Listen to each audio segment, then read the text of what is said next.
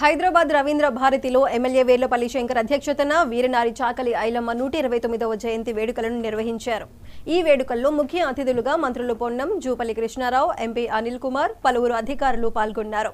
ఈ సందర్భంగా వారు మాట్లాడుతూ సీఎం రేవంత్ రెడ్డి కోఠి మహిళా యూనివర్సిటీకి చాకలి ఐలమ్మ పేరు పెట్టారని, అది జీవో రూపంలో కేబినెట్ ఆమోదించిందని చెప్పారు. యూనివర్సిటీ పేరు పెడితే తెలంగాణ అమరవీరుల స్తూపం వద్ద ఎందుకు ధర్నా చేస్తున్నారని, యూనివర్సిటీకి పేరు పెట్టినందుక, వారి మనవరాలు శ్వేతమ్మకు మహిళా కమిషన్ సభ్యురాలు ఇచ్చినందుక అని ప్రశ్నించారు. షాదనగర్ శాసనసభ్యులు శ్రీ శంకరన్న గారికి అదే విధంగా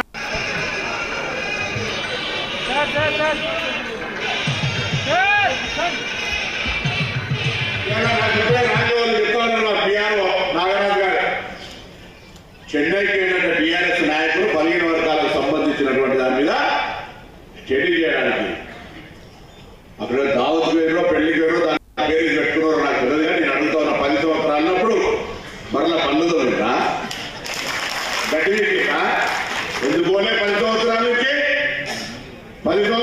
ఎందుకు బీసీకి సంబంధించి మీరు జరిపినటువంటి సకాల జిల్లా సర్వే ఎందుకు బయటికి వచ్చి 15 వర్గాలకు ఇష్టపడుతున్నారని చెప్పలేదు. జవాబు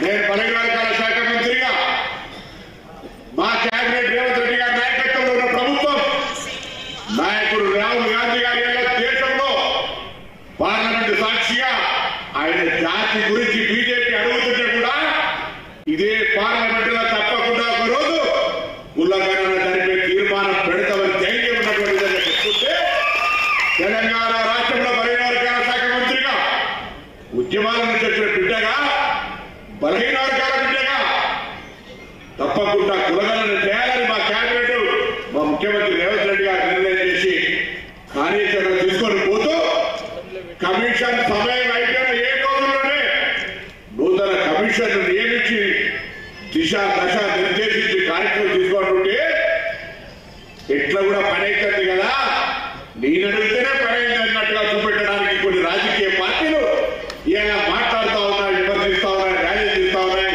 లేకపోతే చెన్నై పోతా ఉన్నారు. అడుగుతారా ప్రజలు ఏం చేసిందని? ఎక్కడికైనా దయచేసి పళ్ళకు చెప్పండి, కాంగ్రెస్ పార్టీ తప్ప ఈ స్వాతంత్రం వచ్చిన నుంచి ఏదైనా 15 వర్గాలకు సంబంధించి సంక్షేమానికి సంబంధించి